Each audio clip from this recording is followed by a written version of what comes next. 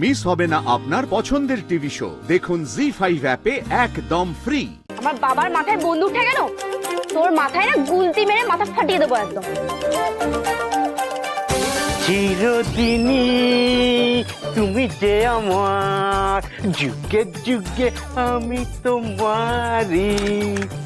তোমার জন্য আমি সব ছেড়ে দিতে পারি।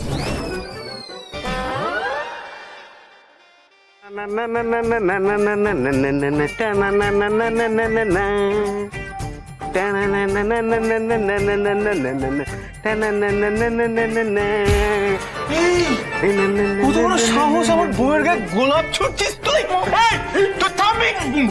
তুই চাকরি করিস না, বয়সে বড় হয় তো। আমার বউয়ের গায়ে টিকে দেবে, টিকে মেরে দেবো। তুমি ছাড়ো না, ছাড়ো, মেরে দেবো। বাবা ঠিকই বলেছে, বউকে অপমান, ওর মধ্যে পুরুষ সিংহরা ছাড়বি না। বাবা, এই লোকটা কি সত্যি গবেট নাকি গো? আরে বাবা, ও মিনু কুমারী মায়ের থেকে গোলাপ না ছুঁড়ে ও ঘটক দিদির উপর গোলাপ কেন ছুটছে? সেটাই তো আমার মাথা কিছু কাজ করছে না তানিয়া। আমার মনে হচ্ছে ঘটক দিদিকে শান্ত করার জন্য গোলাপগুলো ছুটছে। জানি না কি হবে। আরে কাব্য বাবু, কেন মারপিট করছেন আপনি? আমার হাতে গুলতি আছে তো, দাঁড়ান না। হ্যাঁ, গুলতি, আমি গুলতি মার। কি করছেন কি? ছাড়ুন। আরে গুলতি ধরতে অভ্যেসের প্রয়োজন হয়, শুধু মিলট মিলট করলেই হয় না। ছাড়ুন। ছাড়।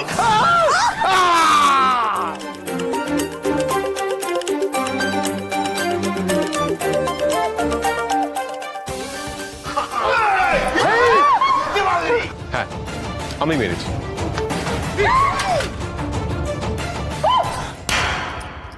আরে क्या बात ফাটিয়ে দিয়েছেন আপনি। ও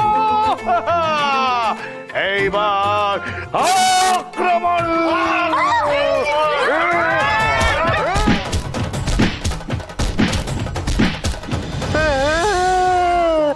ওই যে লোকটাকে নিয়ে এসেছিলি কে? তার আসল পরিচয়টা কি বল? হ্যাঁ, কি চুপ করে দাঁড়িয়ে আছো কেন? কাকে ডেকে নিয়ে এসছিলে না ভাড়া করেছিলে? বলো তার আসল পরিচয়।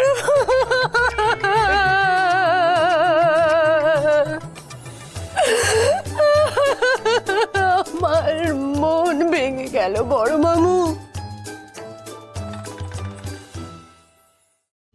আমি উপলব্ধি করতে পেরেছি উনি আমার স্যার নন, উনি স্যারের যমজ ভাই ঢোলক।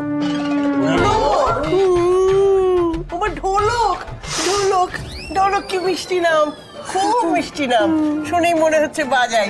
ও মা, কি তোমার বাজা বলার বয়স নেই, তুমি চুপ করো, চুপ করার পারছি না তোমাকে নিয়ে।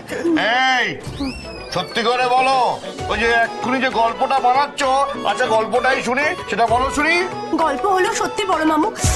এই না, মানে আমি বলতে চাইছি যে সত্যি কিন্তু গল্পের মতো। জি5 ডাউনলোড করুন আর সব এপিসোড দেখুন একদম ফ্রি।